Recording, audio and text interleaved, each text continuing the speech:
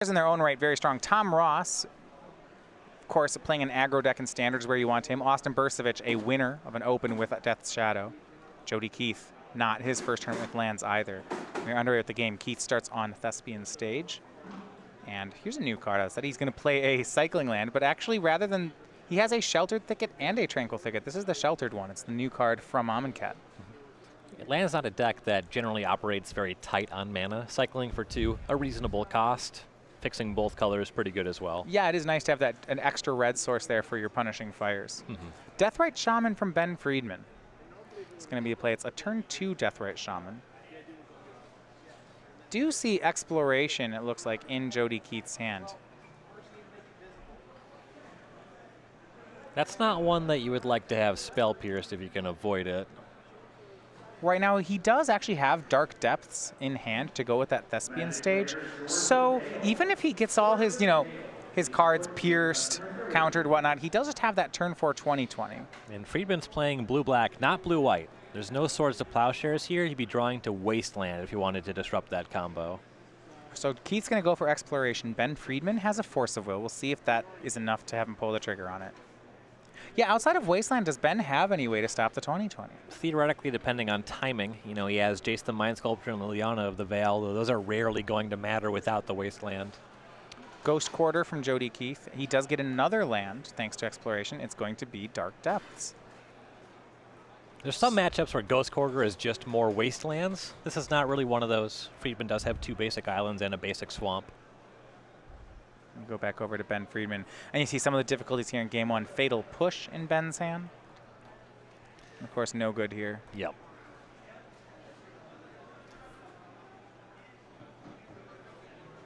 Yeah, Ben really needs Wasteland here.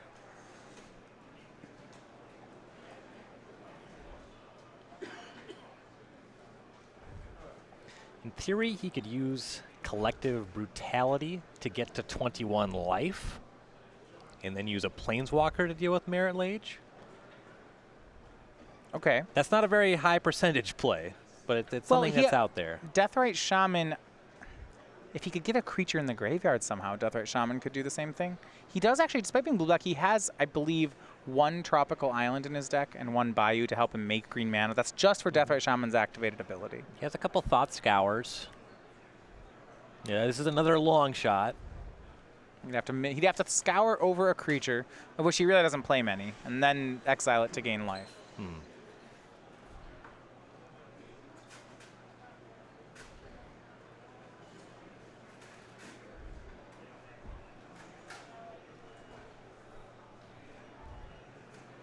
Wasteland, though, in play for Ben Friedman. That was the card you wanted here. He's going to waste away the Thespian Stage. So he actually has to do this now because of Ghost Quarter, right? Yeah, Keith can just get rid of that Wasteland and force the action. With Friedman starting things off, Keith has to consider whether or not Ben has Liliana of the Veil. Only 1 copy in the deck. Yeah, Thespian Stage targeted by Wasteland. Let's see, Jody, he doesn't actually have green mana. I guess he could Ghost Quarter it for green mana if he wanted. He just lets it hit the graveyard instead. There was some thought, right? He could Ghost Quarter it for a forest and then crop rotate the forest if he was really wanting a combo piece. That's a lot of resources. I am pretty sure Keith has another Thespian Stage in his hand. Well, that's just easy then. Yeah, Keith draws here. We have Grove of the Burn Willows. He definitely has another Dark Depths. That's the wrong one, though.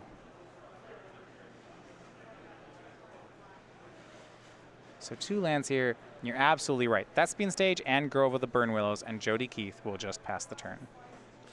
Now, Friedman looking at those same kind of weird niche situations, but would really like one of his other 2 Wastelands. Yeah, Fatal Push, Force of Will. None of these interact with the combo. Ben will just draw. And draws Wasteland.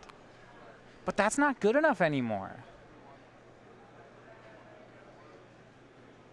I guess if he has Liliana of the Veil and Wasteland, right, he can use Wasteland to force action. Then when Jody makes the 20/20, he can play Liliana and may have Jody sacrifice. He would need them both, and they'd both have to be here right now, though. And he's not playing at a pace that really sells that there would be a Liliana in his hand. So he says go. On end step, Jody Keith's going to try to force the combo through. Here is Ghost Quarter targeting Wasteland. If Ben doesn't, so if Ben does nothing here, Jody then will make a 20-20. And doesn't matter. So yeah, Ben is dead to that play. It's really, he doesn't have a line, right? So if he uses the Wasteland there, Jody makes a 20-20 in response. If he lets the Ghost Quarter resolve, then Jody makes the 20-20 afterward. Yeah, he was really just in trouble in the face of that thespian stage. So game 1 goes to Jody Keith on lands. We saw this last round, Ben losing a very quick game 1 to the lands deck, but then actually won both his sideboarded games. And that was on the back of cards like 3 copies of Surgical Extraction, and to some degree, cards like Thoughtseize helping here too. Yeah, Diabolic Edict as a way to get around the combo is significant. Yeah, especially because it's instant speed as opposed to his Planeswalkers. So a lot of ways to kill the 20-20. Surgical Extraction, great here. We saw when we caught Ben in game 3, he had surgically extracted Thespian Stages out of his opponent's deck. Yeah. So he can use them to get rid of Punishing Fires, to get rid of parts of the combo. What I also was impressed by in that game was how, the one we saw last round, was how Gurmag Angler actually proved to be a very good threat against the lands deck. Yeah. Yeah, we saw Friedman's previous opponent unable to produce a Mazavith to stop that from eating him alive. So a big welcome to those of you joining us over on Twitch TV. We have, of course, our Twitch subscription program. So from the SCG Tour, you can join us in the feature match area by subscribing to us on our Twitch channel. What that means is that you get to decide the quarterfinals. So that is actually coming up after this round. So when we announce our top 8, we'll give you an option of the top 8 matches we have available on camera. You'll get to vote out of those. How it works is when we have to take about an hour to get the players ready for top 8. So during that time, on screen, we have a list of the matches we can show, and you will have a 15-minute window to vote as to what you want to see. All that comes with being a subscriber, in addition to emoticons and badges, and you can subscribe on our Twitch page at twitch.tv/SCGTour.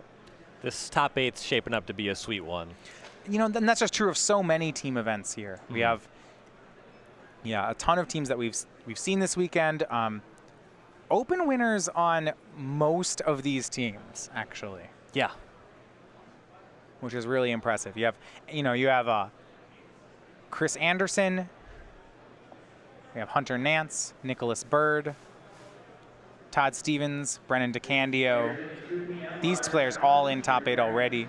And Andrew Mann, somebody we haven't seen in a short while, but certainly playing a deck he's very familiar with and demonstrating its power this weekend. Certainly no matter which team wins this match here, this will be one of the teams that's a favorite to win the event. Yes. Yeah, 2 extremely strong teams here. So Ben Friedman looking over at his teammates here. For Ben Friedman, 40-card Friedman can go by. So much success here on the SCG Tour, especially in the invitationals. 5 invitational top 8s. He has 9 regular open top 8s. And this is a player who, doesn't play all the opens. And that's like one of the more impressive parts of it. His real specialty is ironic clothing items. Yeah, I mean, that cowboy hat's ridiculous. I was more looking about the tractor button down. Oh, okay. Yeah, in addition to Metagame Gurus for their 2017 lineup, both he and Frank Skarren joining the team alongside Captain Jim Davis. Huge pickups for the team. Ben Friedman, a very valuable asset. Frank Skarren as well. 2 very strong limited players, of course, playing Constructed this weekend and putting up great results. Plenty of Constructed success for both players, to be sure. All right, players cutting. We're going to get ready for the second game here in Legacy. It is Friedman versus Keith. We'll see what pressure Friedman can put on with these surgical extractions. I mean, when we saw Ben Friedman win 2-1 last round, it was a bit of a shock, and I want to see this in action here. We do have our second result in, by the way, on the standard table. Frank Skarren on his blue-white mid-range deck wins game 1 over Tom Ross. I think you figured out Frank Skarren only loses games when he's on camera, and he wins all the other ones. Just a little camera shy. Turn 1 Ponder from Ben Friedman. And among the top 3 cards was a Wasteland. That can be very high impact in this matchup. Yeah, one of Ben's interactive cards. Go over to Keith. A lot of lands here. Looks like he has both copies of Taiga.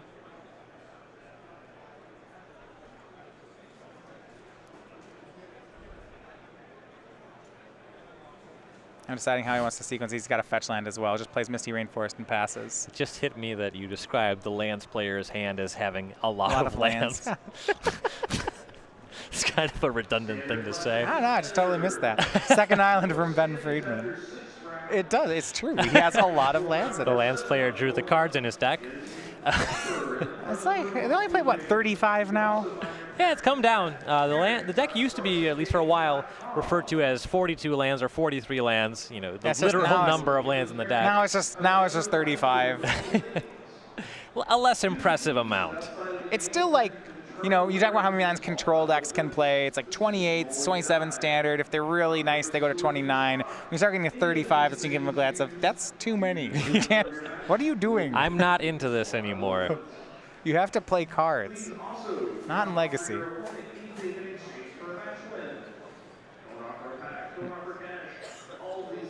This was nice. He fetches for the Sheltered Thicket and then plays Taiga. There was some concern, I think, about that Misty Rainforest running out of targets. He's only got 4 targets for it. Sheltered Thicket, Forest, Taiga. So 2 of them were in his opener. And Ben, turn 3, Snapcaster Mage on Ponder.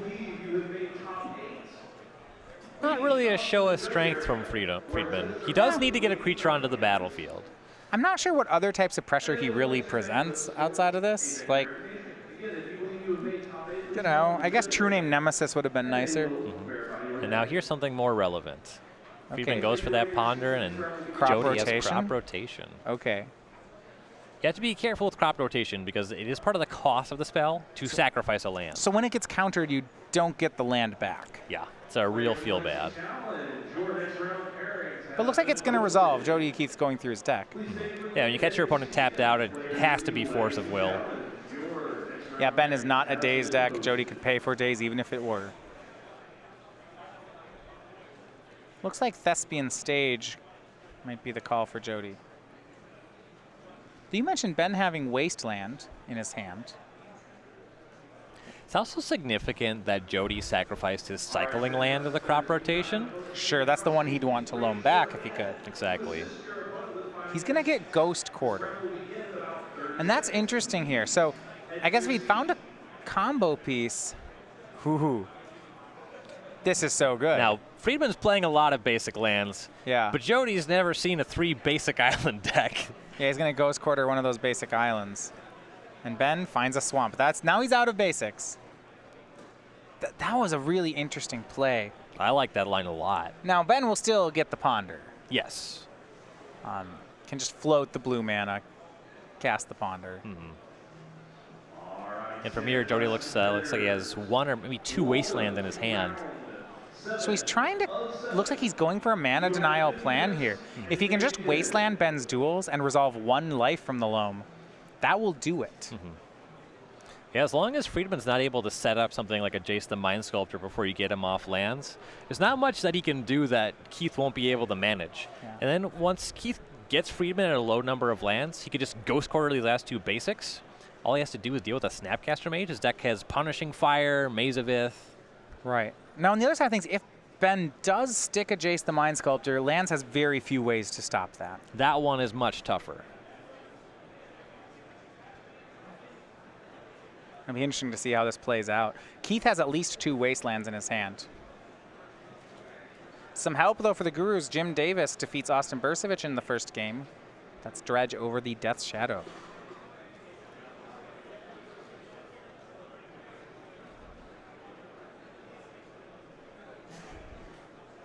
So back Jody Keith plays Wasteland as his land drop for the turn. This will be interesting. Does he use it? He's going to cast Molten Vortex. So that's Magic Origins card. That's going to really... And then Wastelands away Ben's land. That's going to be a real clean answer to the Snapcaster Mage. Yeah, and actually that's an answer to the Jace you mentioned as well. Though Friedman is going to have a lot of difficulty getting to that much mana from here. He's wasted down to 2 mana sources. Right, there's Ben's 2 basics in play. and the last 2 lands in his. Those are the last 2 basics in his deck. So Snapcaster Mage will attack. The fight here feels like it's going to be over Life from the Loam, and maybe that'll work. Ben Friedman has a Surgical Extraction in his hand. Yeah. But if Jody gets up to enough lands, right, 4, say 4, he can use that. He can try to protect his Loam with a cycling land. Right. But speaking of getting up to 4 lands, Jody has 0 right now. Ben using a Wasteland to ensure that. Looks like Ben has another Wasteland at the ready. Jody would really like to find an exploration here. Here's Barbarian Ring from Keith. He's just going to have to play out lands for a while and hope that Ben stops blowing them up. Well, once he gets the Snapcaster Mage off the table, he has a good amount of time to set up. Sure. Here is Brainstorm from Friedman. A second Surgical Extraction has been picked up. Surgicals are reasonably powerful. Remember, though, Jody's list has 4 Ghost Quarter. He's still drawing live to just find the other Ghost Quarters naturally. Yeah, I guess Ben could Surgical them, but that's not great. Once you have 2 Surgicals, you can start bullying a little more aggressively, and that could be the line that Ben goes for. These basics are very important.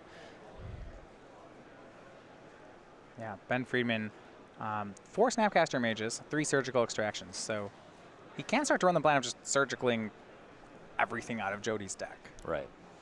Snapcaster for now will continue to hit. See if Jody wants to maybe discard some cards to Molten Vortex. He's thinking about discarding Dark Depths. Now, if Ben Surgicals that, there's a second Dark Depths in Jody's hand, so it's actually kind of good.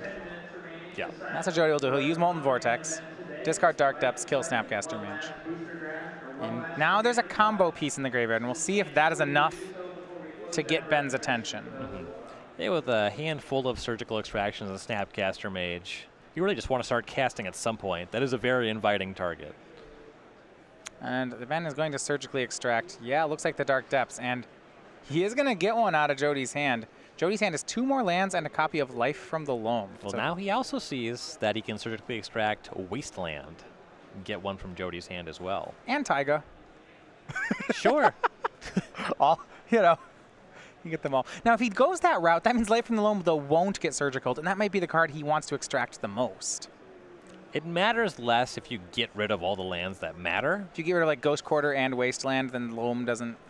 And if there's no combo, no Quarters, and no Wastelands, does Loam do anything? Jody only has 1 land on the battlefield right now. If you get rid of that Taiga, there's no way to cast the Life from the Loam. Right. You need a lot of mana to actually leverage the Molten Vortex plus Life from the Loam engine. Be interesting to see. So Ben has 1 more extraction in hand.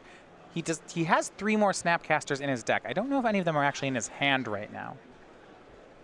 You know, once he gets them, he has every Snapcaster Mage as another Surgical Extraction. You see Ben carefully going through Jody's deck. He's gone through it a couple of times. He's mapping out a game plan for what he can and cannot safely extract. Yeah. Yeah, I figured. Is there a combination of cards that I can extract that makes it very difficult for Jody to win from here?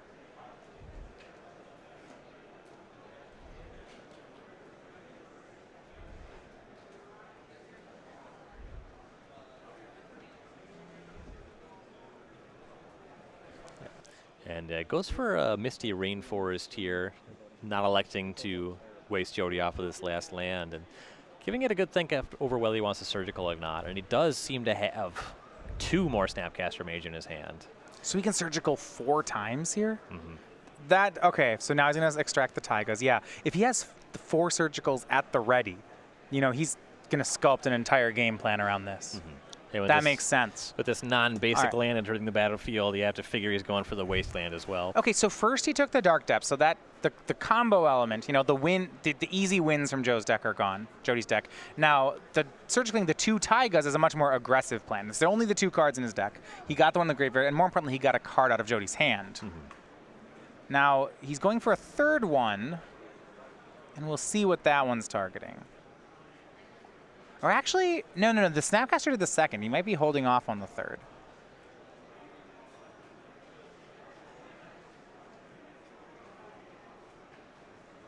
Jody will draw. If there were time to surgical again, it would be during Jody's draw step.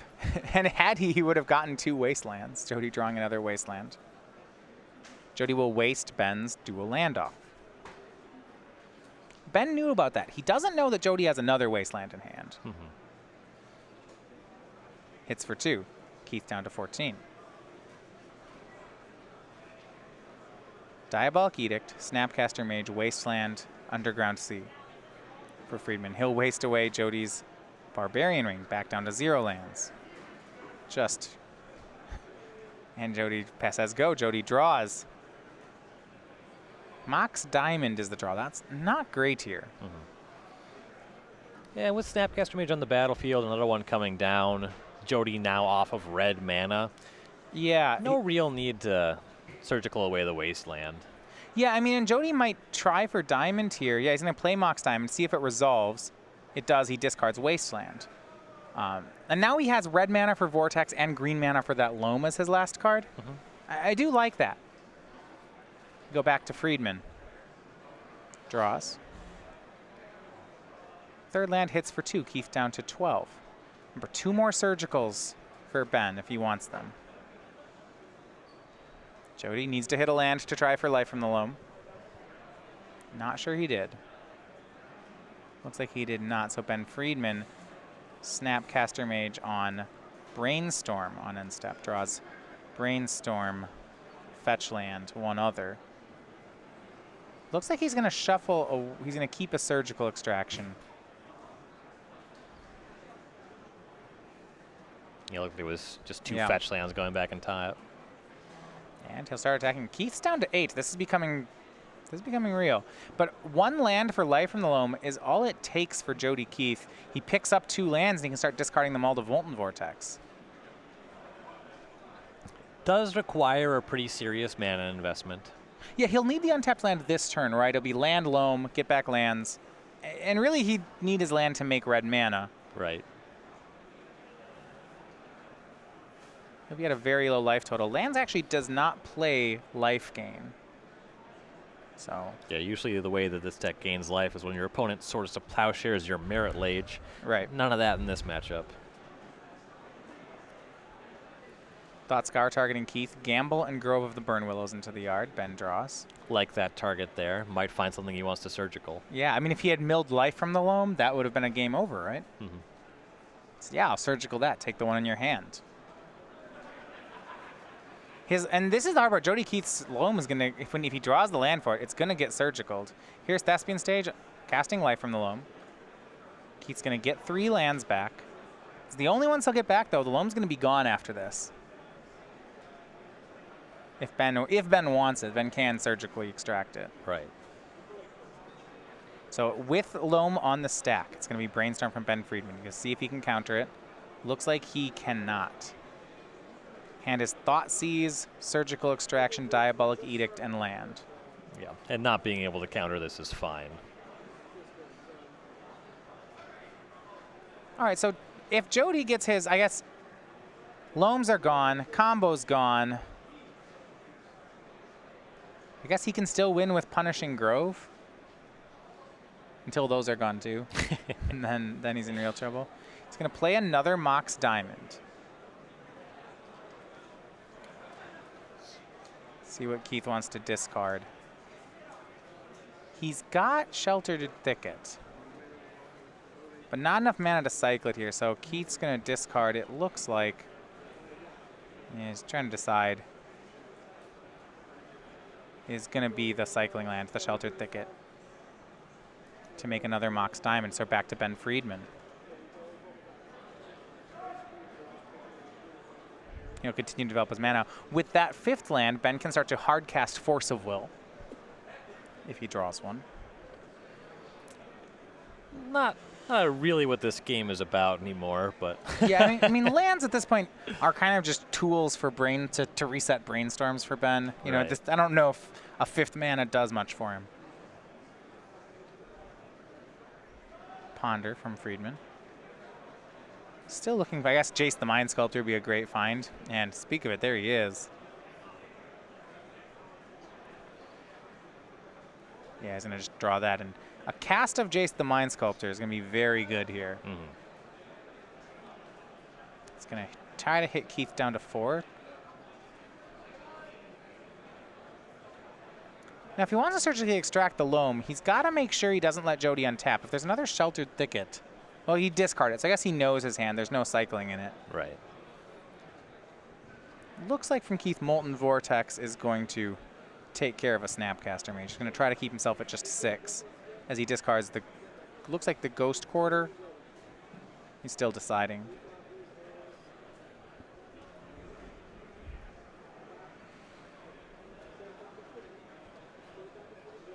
You know, frequently with these blue decks and Legacy, with all the Ponders and Brainstorms, you'll see a very small number of sideboard cards.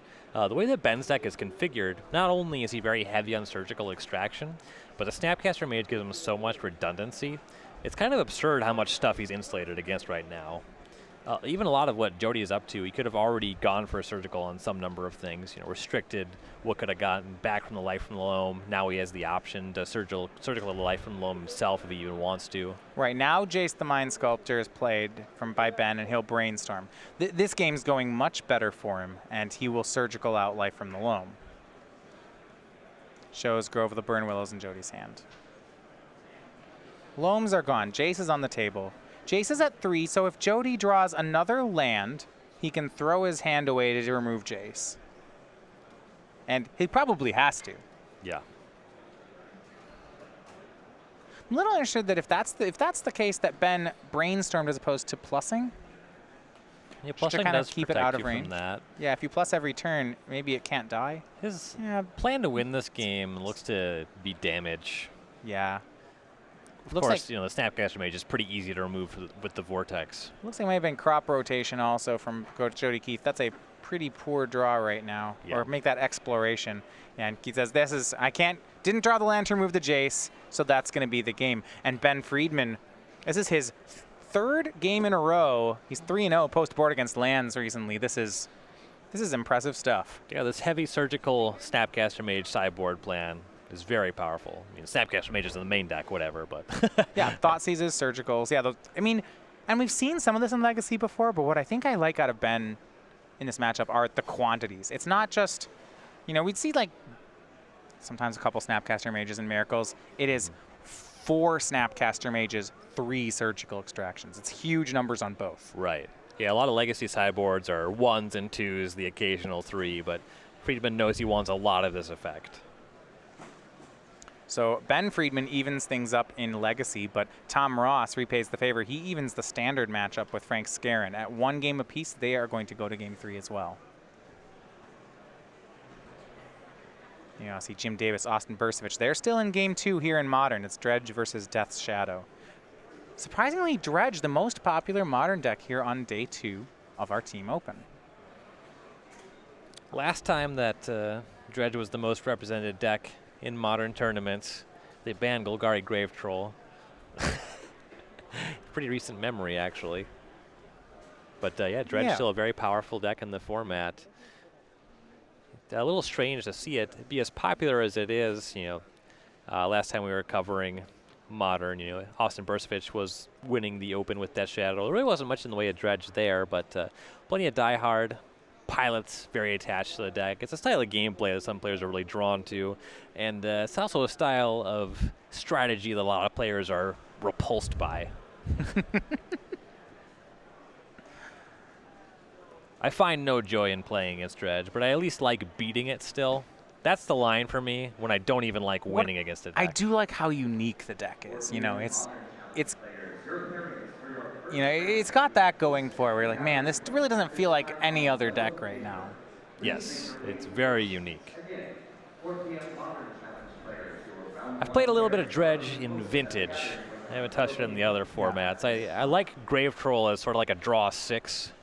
That aspect is what appeals to me. Oh, that's great. The stuff popping in and out of the graveyard, that's whatever. But the fact that I'm looking at 6 cards that might matter, that's what I'm signing up for. Yeah, in Modern, you see a lot fewer cards, a lot less stuff that's castable from the graveyard. I'd consider Legacy Dredge if it was better positioned. I like Cabal Therapy a lot. The fact that there's so many main deck Deathrite Shamans is pretty unfortunate. That is a deck that's really fallen off in in Legacy in the last year. You know, Storm has kept on as a combo deck, but Dredge in particular, we don't see much at our opens now. Well, the impact of Deathrite Shaman on the Legacy format is extremely dramatic. Relative to other cards, it's certainly within the top 5 most impactful. Might even be second, or I guess second or third. Probably it's Brainstorm, Force of Will, Deathrite Shaman, something like that.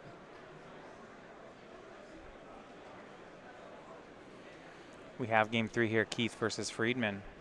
Keith will be back on the play. Now, one thing last game we saw, Jody did not have Exploration or anything like that, or Mox Diamond. He actually just played 1 land per turn. That certainly seems to matter. And he's going to keep a 7 here, just starting on Ghost Quarter, though. No Diamond, no Exploration. This was not good enough last game. We see Deathrite Shaman now from Ben Friedman.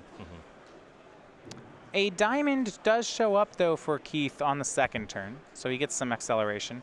He's got Wasteland, it looks like, for Ben's basic, or Ben's Underground Sea if he wants. See if he has a kill spell for Deathrite Shaman as well. It's going to be Mox Diamond where he starts. That one will usually not invite a Force of Will. There's also some concern here. Looks like Depths and Stage are in Keith's hand, so he might just discard the Wasteland, play 1 half of Stage Depths, play the other half, and you know, put Ben to the test. Did you draw a Wasteland? Right. Post-sideboard also, Diabolic Edict an option. Right, 2 copies of that in Ben's sideboard. Jody's going to discard Thespian Stage, play Thespian Stage. And I do like that it does play around Surgical Extraction by immediately playing it, and Jody will then loam back Thespian Stage. There is a Surgical Extraction in Ben's hand. This is an interesting spot. And Jody knows this. He's inviting Ben, this is interesting, to surgical away his life from the loam. So here's a weird one. Yeah. What if Jody just has the Thicket, Tranquil Thicket in his hand, and just Ghost Quarters himself to find Basic Forest and can cycle that in response to Surgical Extraction? Ooh, I like that. Looking at the cards, I don't think that's what's up, but it's something that Friedman has to consider. Yeah, what it looks like Jody actually has is redundant copies of Depth Stage. His hand is Wasteland, Dark Depths, another Thespian Stage. So basically, he's just going to play lands and force this combo through. Now, he doesn't know about Diabolic Edict from Ben Friedman, and if Ben has one, he could really catch Jody here. That's been pretty common technology for a while. I assume that a savvy pilot like Jody has that on his radar. It's on his radar. He may not play around it because he simply can't. Yeah.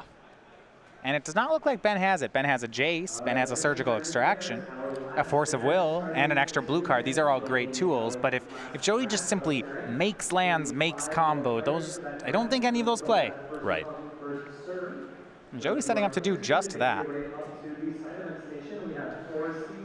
Ben at least gets to shuffle some of these extra lands away, get a fresh look at some cards, hope to find that Diabolic Edict. And I guess Ben doesn't have to surgical the Life from the Loam. He could just use Deathrite Shaman to exile it. Either way, I don't think Jody's making it to his draw step with Loam in the graveyard. Yeah, it does not appear likely that there will be dredging of that one here. And after the Brainstorm, Ben will reset the deck.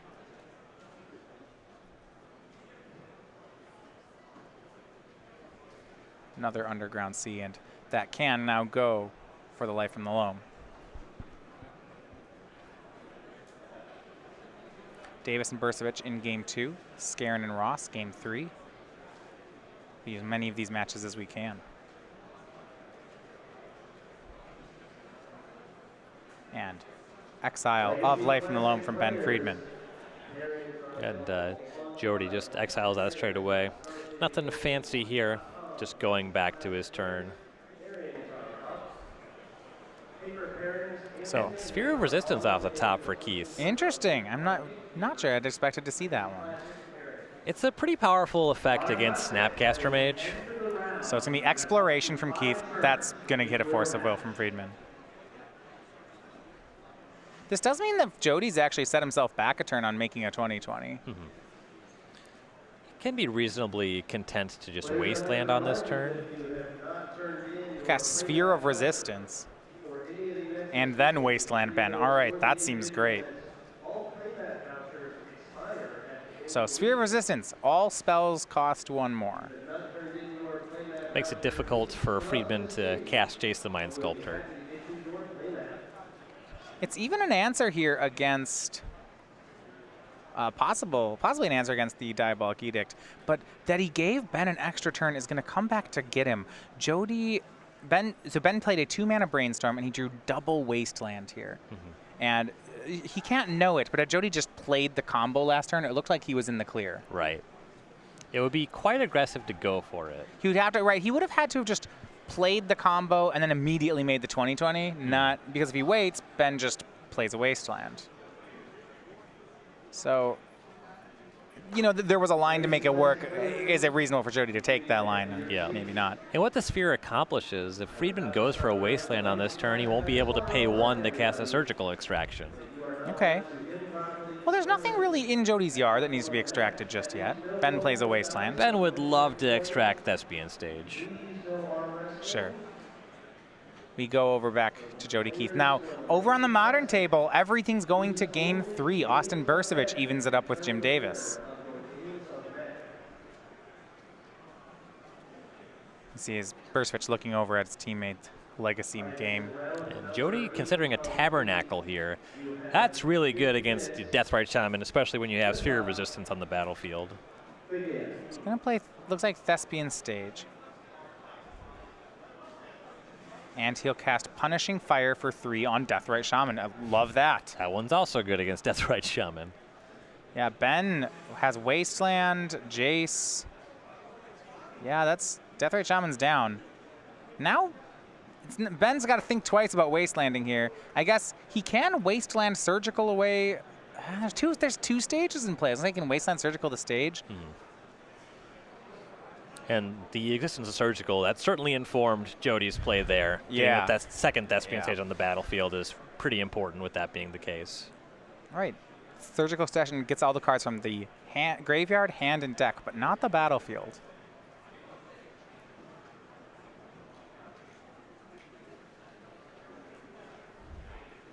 Ben has a second Wasteland, a Surgical Extraction. He has Jace the Mind Sculptor, but that's going to cost 5 mana due to Sphere of Resistance. Some good news, though, for the Gurus over on the Standard match. It is Frank Skarren in 3, a 2-1 winner over Tom Ross. So a win here from Ben Friedman will take care of things. Friedman in a little bit of a tough spot, but this game is very close. All right, Jody can't yet. Well, I guess he does have the combo. He can try to make a 20/20 here. He has the combo with a backup Ghost Quarter in play. We saw that in Game 1, where that was kind of a checkmate against Ben. Yep. It's much closer here, though. Ben has a second Wasteland in hand. Also, now that we're in post-board games, there's some concern about Diabolic Edict. And you see,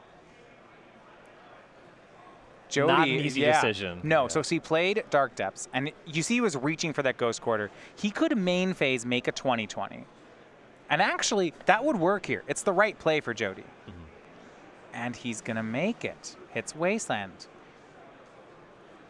He's not respecting Diabolic Edict here, but Ben doesn't have it. Yeah. It's unclear that he's able to win a game where he respects Diabolic Edict on top of that. So Ben is going to let himself get Wastelanded and go get a basic, and that's strong. This means if Ben top decks Liliana of the Veil, he'll have the 4 mana he'll need to cast her. Gets a basic island. That puts him at 3 total Edict effects in his deck, but under the Sphere of Resistance, he won't be able to cantrip into it. You know, you can't like draw Ponder and that be a relevant redraw. Right, everything costs 1 more. And now with that out of the way, you think Jody's going to make a 20/20. This is he's shoving his hand all in at this point, though. If Ben has an Edict or a Liliana, this is bad for Jody. Really not able to play any other way, though. Yeah, if he was gonna, but if he main phased the Ghost Quarter, you think he would go for this here, right? If he was trying to play around a Wasteland, he wouldn't have done this main phase. There is a Wasteland in Ben's hand too. Yep. So if Jody passes the turn, he loses the control on the 20/20.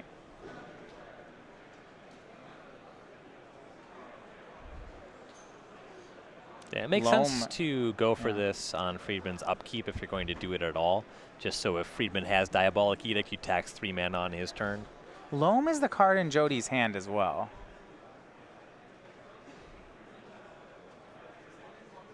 Thinking, all right, well, if he goes for it, and Ben has a way to remove it, the 2020, and Surgical's away Jody's Dark Depths, he's quite possibly going to lose the game. And once he goes for it, the Thespian stage, the Dark Depths, he won't have mana to cast Light from the Loam without drawing a land because of the Sphere of Resistance. Right. He actually just says go, and now waits, and during Ben's turn, draw step, makes 2020. All right. So here's the 2020. Ben needs a Liliana or a Diabolic Edict to deal with this. So now in upkeep, Ben will crack a fetch land to get one more losing card out of the deck and hope that he can get there.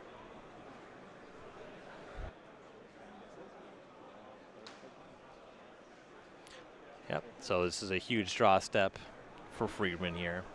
It's a 3-outer. And because that Sphere Resistance, there are, as you mentioned, there are no redraws. Can he hit? That looks like a land from Ben. I think he missed on the 3-outer.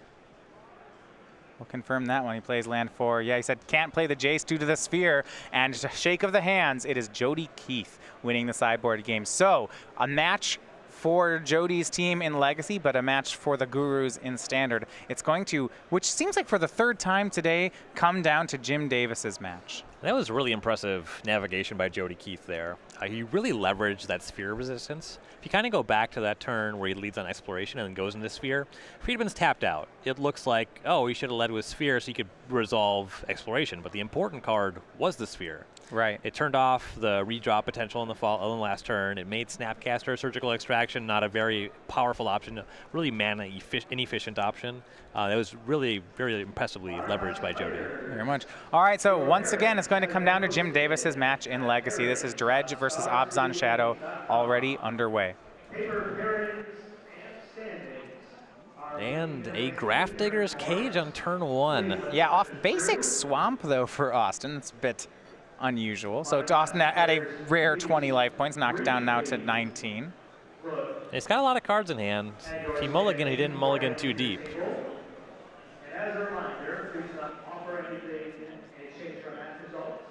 Now Austin's going to start dealing some damage to himself. Goes down to 17. And we'll see if he has another land. He's put a lot of stock in Grafdigger's Cage here, it looks like. Plays tapped Godless Shrine, says go. That's unusual for the Abzan Shadow deck to do that with their lands, even when they have nothing to cast. Yeah, it's looking like he's just entirely off of green here, and might feel like he's going to have to take a lot of shots before he's able to cast a spell. That said, Jim's just going to play a Stinkweed Imp on 3 mana. That one does trade with cards like Death Shadow and Tarmogoyf. And halves the clock. Neonate Stinkweed Imp beat down. Yeah, and this is why Austin kept such a slow hand. With Grafdigger's Cage in play, creature cards can't enter the battlefield from graveyards on either side, but it's going to matter on Jim's. Also, Jim cannot cast cards from his graveyard, so Faithless Looting, only the first half of that's okay. Jim can still dredge his cards, but the main thing this will contain is Bloodghast, Prized Amalgam, and Narcomoeba are all not going to play very much. Austin just says go. Jim dredges 5 for another Stinkweed Imp. We see this in Legacy sometimes. It's a swing for 2 from Jim. He has Austin down to 14. Can he win through a cage? It's not pretty. Yeah, and Austin has this very impactful sideboard card, but he's kept a hand that looks incapable of otherwise playing Magic. Yeah, he does look like he has Lingering Souls in hand. So, he's got some great answers if he can get to those cards. Keep in mind, he can't flash back Lingering Souls. Yeah.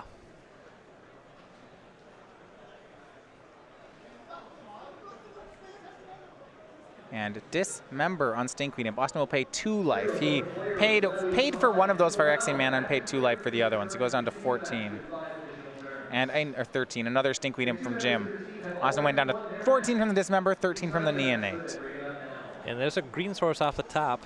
Fetch land for Bursavich. Austin does have another basic land in his deck. You can go get that. We see Tarmogoyf in hand. Looks like Painful Truths, Lingering Souls. Jim is likely, his on-board play is to every turn dredge Stinkweed Imp and cast it. Yep. The question is, can Austin beat that? His creatures are actually very poor at getting through Stinkweed Imp. Yes. He's going to have to find a way to deal a lot of damage in 1 or 2 turns. Stinkweed Imp does a great job at getting in front of Tarmogoyf and Death Shadow. He can go a little bit wide with Lingering Souls, but again, he can't flash it back. He just has to cast it 3 mana. It's a sorcery speed Midnight Haunting.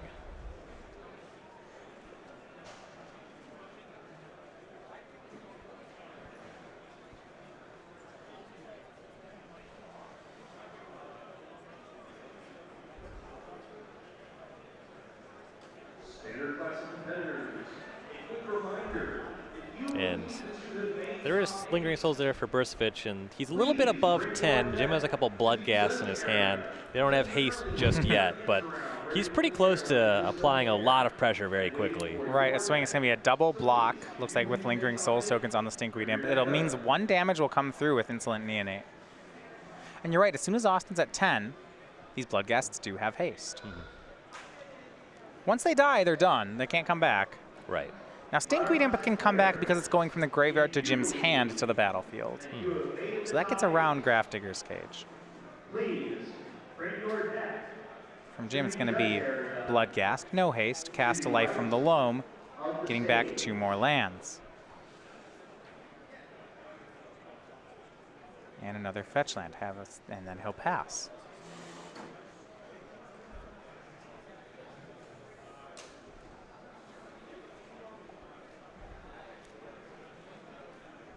Now there's a lot of pressure on Bursavich to get some blockers in the way.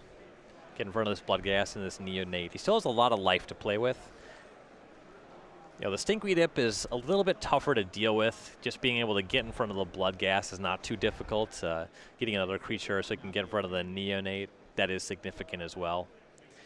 And here's Traverse the Ovenwald for Bursavich. There's an Overgrown Tomb is the find. Possibly needs multiple green mana sources there.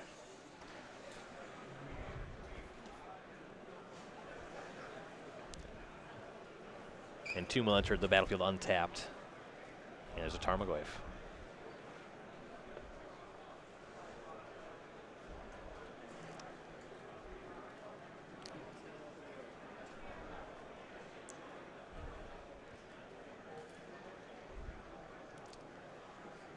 Davis going to crack that Scalding Tarn end step.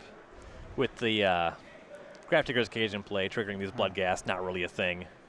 Getting lands on the deck is whatever. He's got Bursavich down to 9, though. Can't like set up a big Conflagrate either, because the mode that cares about discarding cards is uncastable. And you know, sometimes you might want to cast a Conflagrate for X = 3 for 7 mana.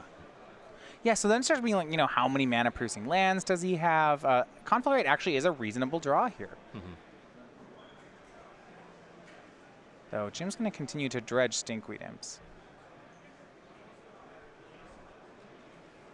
At some point, you have to be concerned about how many times you can dredge a Stinkweed Imp without decking yourself. Right, if it's you can't actually do it every turn. And he'll play Stinkweed Imp and Bloodghast. The Bloodghast has haste because Bursavich is at 9. Stinkweed Imp has flying. Neonate has menace. But Jim's going to go the reserved route. No attacks, it looks like. And we'll go back to Bursavich's turn. And he can start to assemble some shields here. He's got another Tarmogoyf. But Painful Truths, I'm not sure he can cast that one. Yeah, Painful Truth is a little dicey from here. And teams are going to approach time. Now, just what is on the line here, there looks to, in our standings here, we have 6 teams locked, drawing into top 8. The loser of this match will be out for top 8 contention. The winner is going to have a tiebreaker fight to get in.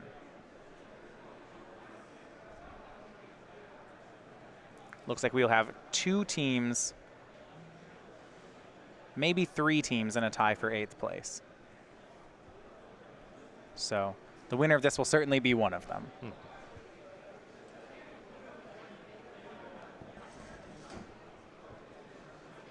As Bursavich's turn looks to be turn 0, we'll confirm that with the judge.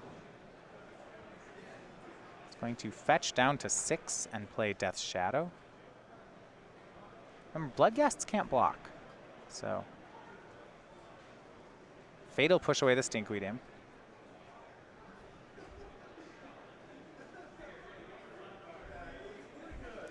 This will allow at least force a block from the Neonate on the Tarmogoyf if Bursavich decides to get aggressive. Right, and I do like getting the Neonate out because Jim can only really play 1 blocker a turn. Now, Bursavich swings Tarmogoyf here. Well, I guess the question is, can he swing Tarmogoyf here? Yeah, you don't just want to get killed by a Bloodghast Conflagrate for 2. Davis has some life to play with. If the Tarmogoyf swings, he can also just take it. Yeah, and it's going to be a swing with both. No possible blocks for Jim on the Spirit token. We'll see if he wants to chump block the Tarmogoyf. Thinking it's at least 4 here. We'll get an exact count on it from the players, but it's an amount of damage that Jim can take. Yeah, seeing instant sorcery creature land for sure. Yeah, Austin's follow-up is a Death Shadow and another Tarmogoyf here. You see Tarmogoyf is a 4/5. So this is a swing for 5. He'll put Jim to 9. And determines can't do that one. So he'll block Tarmogoyf before damage, use Insolent Neonate's ability to discard and draw.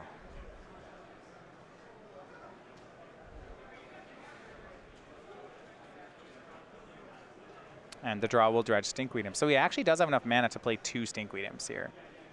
He has the 6th land in hand. He can dredge another one. 1 damage puts Jim to 13.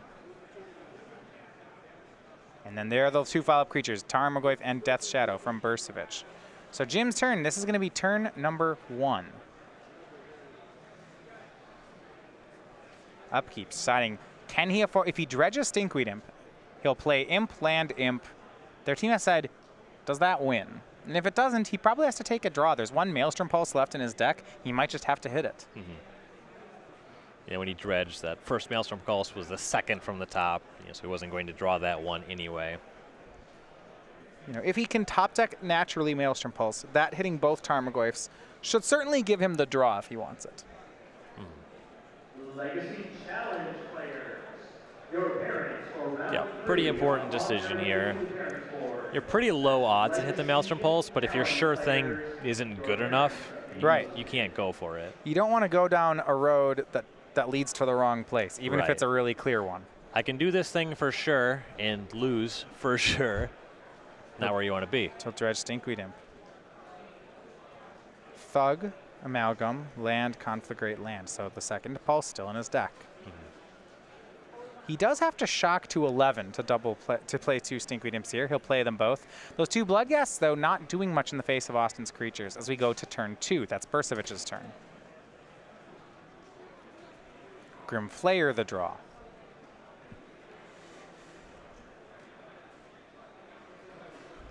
See Tom Ross and Jody Keith looking on. And what is this for 3 mana? If this is Pulse of his own, it's going to be Painful Truths. Bursavich down to 3. I like the style. We'll confirm, yeah, it's for 3. He could have gone 2 if he wanted, but no, he'll take the extra card. Once you have enough blockers for Jim's board. Well, he doesn't really, not in the air at least. The Flyers deal some damage, but once the Flyers attack, Bursavich's board is just lethal. Right. And the Stinkweed Imps are not lethal. I guess with... Yeah, this is... We'll see what Bursavich hit. It's... He's got to watch out about Conflagrate, too. We see some number of them are in Jim's graveyard, but if he top decks a Conflagrate at this point, it's probably the game. Yeah, looks like 2 are in the graveyard. Jim 1 land shy of being able to naturally Conflagrate for 3.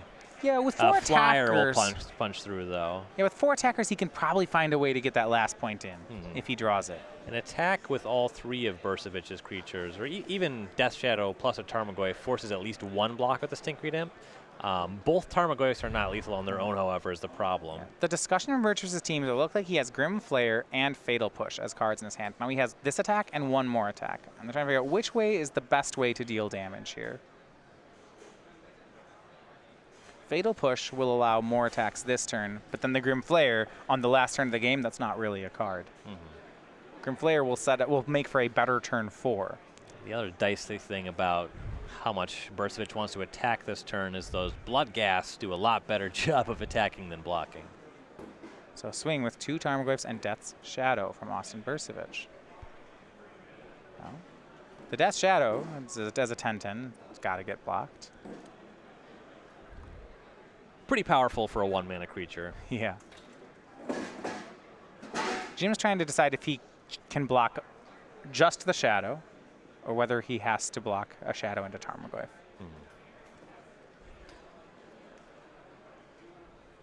So Stinkweed Imp in front of Death Shadow seems like a given right now.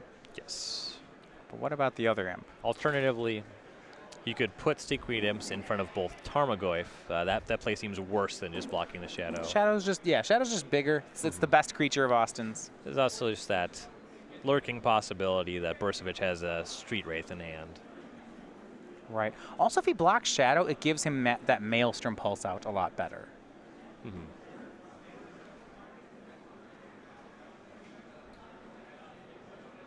So see from Jim's side. I'm inclined to think he going low here is good. It helps him with, yeah, and that's what he comes to the same conclusion. Just Stinkweed Imp in front of Death Shadow. The Tarmogoyfs are 4/5s. They're confirmed. They have instant, sorcery, land, creature. Jim will drop to 3. So 3 life points each now for Davis and Bursavich. 3 attackers on Jim's side, just 1 blocker for Bursavich. He'll cast Grim Flare. Did not play the Fatal Push. He's hoping next turn. With Jim at 3, Fatal Push plus Grim Flare is probably good enough. Whatever Jim blocks the Flare with, Austin can push it, and the trample damage will kill Jim. Yep. Yeah, 4/4 trample, pretty strong against an opponent on 3 life. Yeah, especially when you can remove that blocker. Not to mention these 2 Tarmogoyfs still around. Team saying, okay, play land, not play land, does it matter? Plays tapped Overgrown Tomb. And so now Jim is going to need a top deck here. Can he hit Conflagrate? That will win. That might just be it. Maelstrom Pulse, I don't think is a win anymore. Now with the Grim Flare, that one not really good anymore. Jim looks at the card and sets it back down. That doesn't feel like a Conflagrate. No, it'd be pretty rude if it was. Anything else that can burn? 3 or stabilize, maybe 3 life points for Jim Davis. Can't imagine this was deemed to be a collective brutality matchup. In previous iterations, this is where Jim would have started just casting Grave Trolls, but those are gone now. Those would be mighty large. Yeah. Now, collective brutality would be lethal. Vengeful Pharaoh.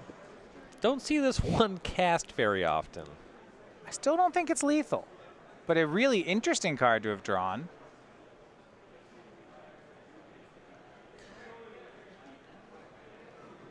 Check whether or not Bursavich has Delirium. I believe he does, though. He's previously successfully traversed, Yeah. and nothing has changed. Okay. The Vengeful Pharaoh is just 1 more blocker. Yeah, that's not going to do it. That's going to be the win. It's Austin Bursavich, Jody Keith, and Tom Ross picking up the win.